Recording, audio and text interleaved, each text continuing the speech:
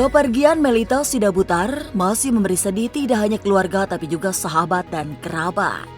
Apalagi meninggalnya Melita seperti melengkapi duka 4 tahun silam saat Melisa Sidabutar menghembuskan nafas terakhir. Sebagai saudara kembar, mereka seperti janjian untuk bertemu lagi setelah sama-sama menuntaskan tugas-tugas utama di dunia. Sejumlah pertanda sebelum Melita menyusul saudara kembarnya juga bisa dilihat. Mulai dari misteri tanggal 8 yang menjadi tanggal kepergian mereka, hingga kemunculan sepasang merpati yang memberi firasat baik. Kebaikan demi kebaikan telah ditebar, membuat kakak beradik itu memberi banyak teladan bagi yang ditinggalkan. Apalagi sebuah mukjizat terlihat sangat jelas saat jasad Melisa dipindahkan dari pemakaman Pedurenan ke San Diego Hills. Sebab 4 tahun dikebumikan seolah tak membuat tubuh Melisa kehilangan pesona. Selain masih utuh, bahkan hingga bedaknya pun terlihat tidak luntur. Hampir 1 pekan setelah kepergian Melita Sidabutar pada 8 April 2024, masih ada duka yang pekat dirasakan keluarga. Banyak peristiwa ajaib terjadi di sekitar meninggalnya penyanyi muda bersuara merdu itu. Salah satu yang banyak diyakini adalah Melita pergi untuk menyusul kakak kembarannya, Melisa Sidabutar, yang menghembuskan nafas 4 tahun silam atau tepatnya 8 Desember 2020. Seperti diketahui, Melisa dan Melita adalah saudara kembar yang lahir pada 8 Januari 2001. Sepertinya, tanggal 8 adalah tanggal penuh makna bagi mereka. Sehingga, kelahiran dan kepergiannya menghadap Tuhan sama-sama di tanggal 8. Dan seolah menunggu sang adik, saat makam Melisa di TPU Pedurenan dibongkar untuk dipindahkan, jasadnya masih utuh. Mereka kemudian kembali bersatu setelah sama-sama dikebumikan berdampingan di San Diego Hills. Tapi benarkah memang banyak mukjizat yang terjadi? Benarkah sudah ada kontak batin di antara mereka sebagai saudara kembar? Lantas, seperti apa kesedihan Ibunda Melita yang harus kehilangan 2 anak gadisnya yang sangat disayangi?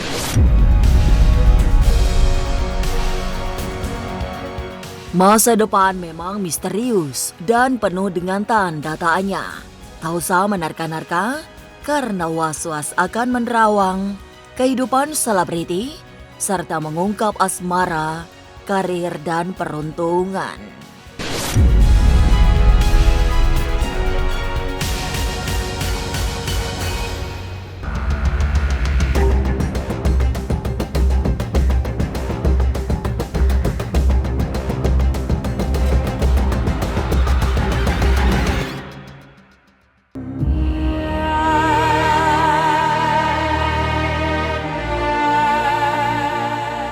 Air mata duka masih menjadi bagian dari suasana hati keluarga besar Melita Sidabutar. Hingga hampir 1 pekan setelah kepergian Melita, banyak kenangan yang ditinggalkan. Selain cerita-cerita yang mengharu biru, termasuk prosesi pemindahan jasad Melisa sang kakak yang meninggal 4 tahun silam.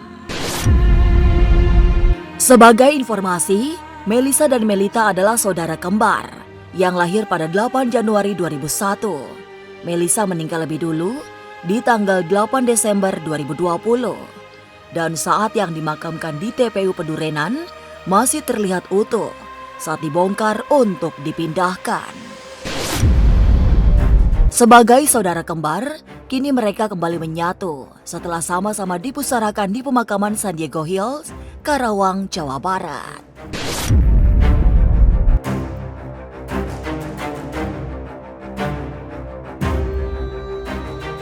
Bisa dibilang dia itu sebagai manusia yang benar-benar sangat suci, ya. Kenapa saya bilang suci? Dia itu bisa dibilang seorang malaikat, ya, malaikat yang membuat orang bahagia dengan suara-suara merdunya, indahnya, ya. Jadi makanya dari jasad-jasadnya dia itu masih utuh dan juga masih cantik dilihat. Jadi memang ya kalau orang ya hitungannya dari masa hidupnya itu banyak berbuat baik ya dan juga hatinya baik pada semua orang ya, bisa dibilang malaikat lah ya. Dari sampai manapun sampai bertahun-tahun ya, dia punya jasad itu pasti masih utuh dan juga masih bagus ya. Jadi bisa diartikan bahwa dia tugas di dunia ini nih yang kemarin nih sudah dilaksanakan dan juga untuk punya jasad masih utuh ya, seperti semasa dia masih hidup. Iya, pihak keluarga karena kan supaya nggak susah kan untuk ketika ziarah, jadi sekalian dan mungkin di sana juga lebih rapi dan bagus. Keluarganya, mama papanya yang mempunyai inisiatif untuk memindahkan mereka. Seperti yang disampaikan dari pihak keluarga, karena kan yang mendampingi dari pihak keluarga, jadi diberitahukan bahwa jasadnya masih segar, jasadnya juga make upnya nggak luntur, masih lengkap semua gitu. Jadi ya itu kabar sukacita lah buat keluarga yang ditinggalkan pastinya. Jadi ada penghiburan dari Tuhan.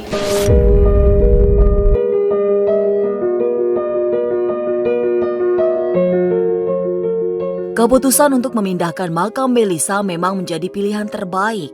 Keluarga Sola paham bahwa Melisa dan Melita tidak ingin dipisahkan, sehingga harus dimakamkan di tempat yang sama. Kondisi jasad Melisa yang masih utuh, meski sudah dimakamkan sejak 4 tahun silam, dianggap sebagai sinyal bahwa selama hidup, Melisa selalu melakukan perbuatan yang baik. Sehingga ketika jenazah hingga kini masih utuh, merupakan pertanda mukjizat itu nyata adanya. Ya seharusnya memang kayak gitu ya, mereka itu harus nyatu karena kan mereka itu lahir ke bumi ini juga hitungannya kan kembar, otomatis kan mereka pas meninggal juga harus disatukan. Jadi biar mereka itu bisa bersama-sama lagi. Kalau saya lihat memang mukjizat ya mukjizat yang jarang semua orang dapat. Sebenarnya pemindahan itu supaya menjadi satu dengan adiknya yang telah dipanggil oleh Tuhan.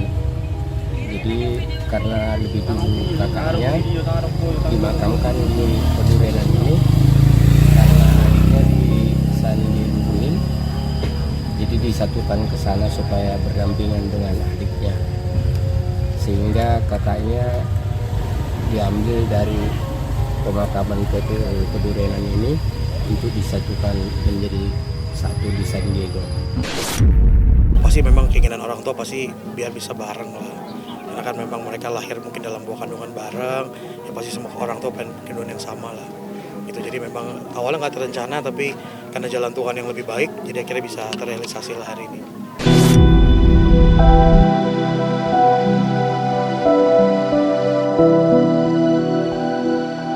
Melisa dan Melita memang seperti tak ingin dipisahkan.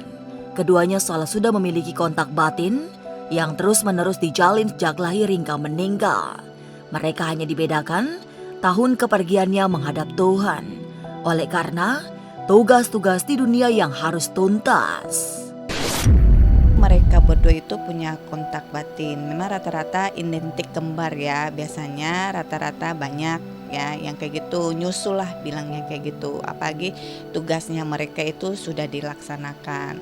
Jadi bisa dibilang hitungannya ya memang udah jalannya mereka ya pada usia muda ya sudah meninggal. Memang rata-rata banyak kayak gitu, identik. Jadi misalnya rata-rata itu yang punya anak kembar, kalau misalkan yang satu nangis, ntar nyusul yang satu juga nangis. Misalnya yang satunya sakit, ntar nyusul juga satunya sakit. Dan juga mereka itu kayak semacam ada kontak batin, hitungannya kayak misalkan yang satu ini punya ada masalah nih, sedih ya. Nah ntar yang udah punya adik atau kakaknya bisa ikut-ikutan kayak gitu.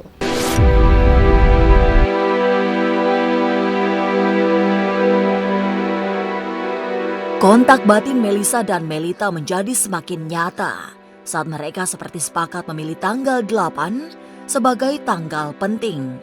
Misalnya saja, keduanya lahir di tanggal 8, kemudian meninggal juga sama-sama di tanggal 8. walaupun di tahun yang berbeda. Memang di hari yang sangat bagus, tanggalnya juga bagus. Kenapa saya bilang bagus tanggalnya? Karena dia itu lahirnya juga, mereka berdua itu tanggal 8. Kakaknya meninggal juga tanggal 8.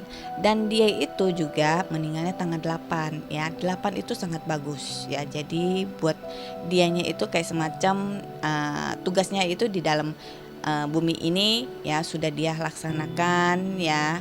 Dan juga buat mereka berdua sudah jalan di tempat yang surga bilangnya. Ya kalau di kita memang angka 8 itu angka hoki ya. Biasanya kalau kita kasih uang ke orang tua atau pas kita Imlek itu biasanya yang tahu biasanya itu kita selipin 8. Ya bilangnya angka hoki. Rezeki lah bilangnya kayak gitu.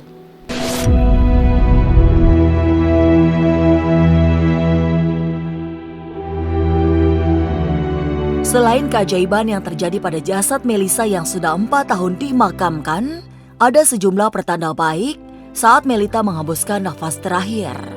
Kemunculan sepasang burung merpati juga menjadi firasat baik.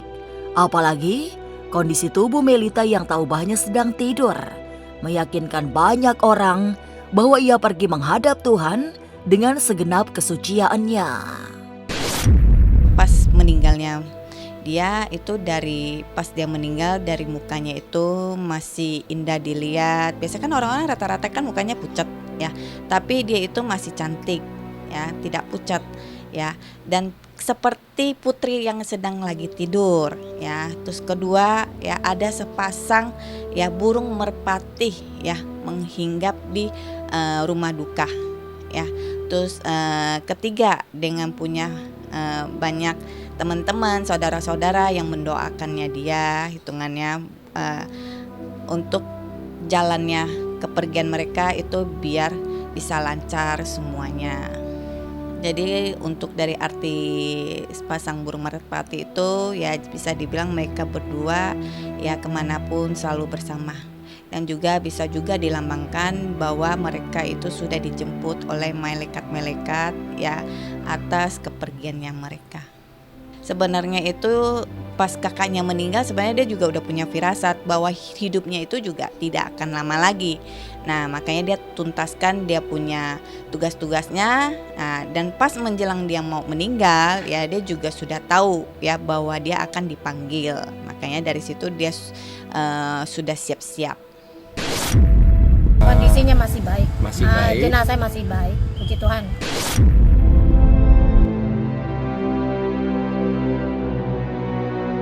Lalu, sedalam apakah duka yang diresapi orang tua Melita? Benarkah sang ibu sampai tak kuasa menahan sedih hingga harus duduk di kursi roda saat menghantar putrinya ke peristirahatan terakhir?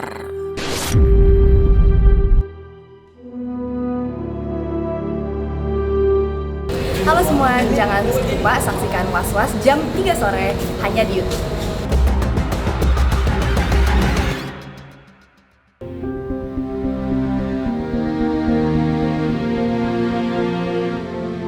Kisah kepergian Melita yang memukul hati keluarga dan orang-orang yang disayangi pada akhirnya memang menjadi kenyataan paling dramatik. Sebab bagi orang tuanya, meninggalnya Melita selalu melengkapi rasa duka setelah 4 tahun silam kehilangan Melisa. Tapi sebagai sebuah garis hidup, meninggalnya Melita adalah jalan terbaik menuju kehidupan abadi.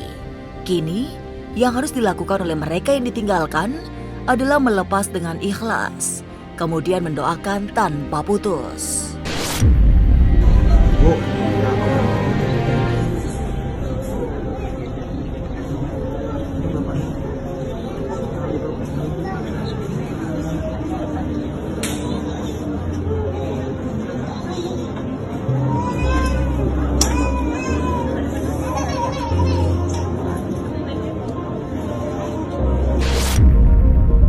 Kalau itu memang seorang ibu pasti tidak akan kuat atau melepaskan anak-anaknya mereka ya, apalagi kejadian ini terlalu cepat hitungannya ya, apalagi pas gadis-gadis belianya ini ya.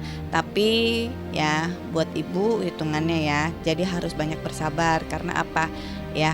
Mereka itu bisa disebut malaikat kecil yang telah diutus ke dunia untuk membahagiakan orang-orang sekitarnya. Biarkan mereka pergi dengan tenang, ya, jangan ditangisin atau merindukan mereka. Saya sedih sekali sih. Melita orang yang sangat rendah hati, sangat baik. Kita tahu bahwa dia punya nama besar, lagu-lagunya, view-nya banyak sekali. Tapi dia dalam sehari-hari kalau kami ketemu tidak seperti orang yang punya nama besar. Artinya sangat rendah hati, sangat baik sekali. Jadi saya juga pribadi kemarin ketika kebetulan lagi duduk dengan Pak Pendeta Albert juga teman saya, terus dapat telepon, aduh memang merasa gimana ya, lemas kok secepat ini. Tapi saya yakin Tuhan lebih mengasihi Melita daripada orang tuanya atau kita semua. Ya kita semua kehilangan, tapi kita berdoa karya-karyanya tetap menjadi berkat.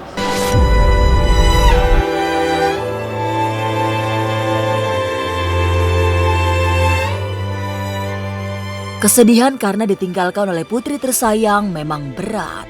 Apalagi Melita seperti memberi kehilangan yang bertubi-tubi setelah 4 tahun silam kakak kembarnya wafat. Tapi menangisnya terus-menerus hanya akan membuat perjalanan mereka terasa penuh beban.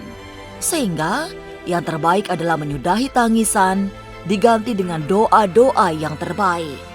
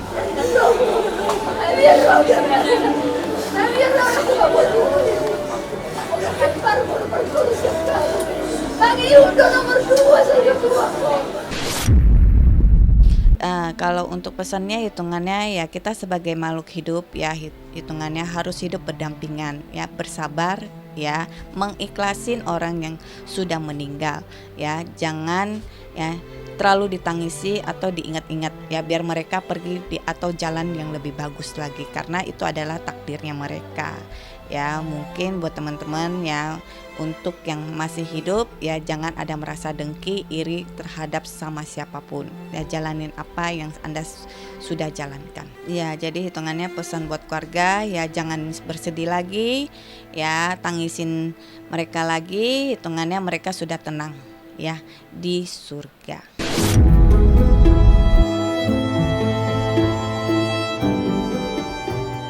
Mengikhlaskan kepergian Melita adalah cara terbaik melepas kepergiannya menghadap Tuhan. Apalagi ia juga menyusul Melisa, saudara kembarnya, yang wafat 4 tahun silam. Tapi, apa sesungguhnya makna di balik jasad Melisa yang masih utuh, meski sudah dikubur selama 4 tahun?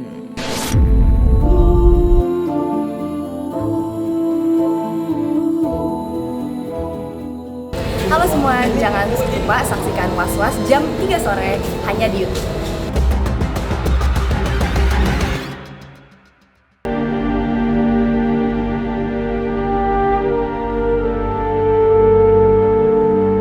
Kepergian Melita Sidabutar memang tidak sepi dari cerita penuh keajaiban. Salah satu yang mencengangkan adalah jasad Melisa, saudara kembarnya yang masih utuh, meski sudah dikebumikan sejak 4 tahun silam. Makam Melisa dibongkar untuk dipindahkan bersebelahan dengan makam Melita di San Diego Hills, Karawang, Jawa Barat. Saat pembongkaran itulah ditemukan kenyataan bahwa tubuh Melisa masih utuh, seolah tak tersentuh oleh apapun. Orang ini menandakan dari orang yang baik, isyhad, dan kita menyaksikan bahwasanya beliau adalah meninggal dalam keadaan kebaikan. Artinya ini berita yang sangat memberikan kemanfaatan, nasihat buat kita semua, bahwasanya almarhumah ini meninggalkan suatu kebaikan. Kenapa jasad ini bisa utuh? Ini menandakan orang ini adalah orang baik. Ada amalan mungkin amalannya dia memperhatikan kedua orang tuanya ketika seorang manusia meninggal dunia karena kebaikan-kebaikan yang berada selama hidupnya membawa keberkahan ya, dengan mayitnya. Ini merupakan sesuatu nilai yang sangat besar bagi almarhumah. Pas digali jasadnya itu utuh. Nah, berarti ini kebaikan-kebaikan. Lagu-lagu Melita itu memang udah menghidupi aku dari sejak tahun 2021. Melita punya lagu Penolong yang Setia, Sampaikan pada Yesus, dan lagu-lagu selainnya. Ditanya aku masih shock banget sebenarnya. Baru hari ini setelah aku lihat tubuhnya Melita, aku baru bener-bener percaya kalau Melita udah gak ada. Jadi di tahun 2022 aku punya kesempatan untuk akhirnya ketemu sama Melita, karena sebelumnya kita sempat kenalan lewat Instagram. Kita saling support untuk setiap kali project. Melita bikin lagu, aku bikin lagu. Ternyata kita udah dari lama, ternyata Melita udah sempet kayak mendengarkan lagu-lagu aku.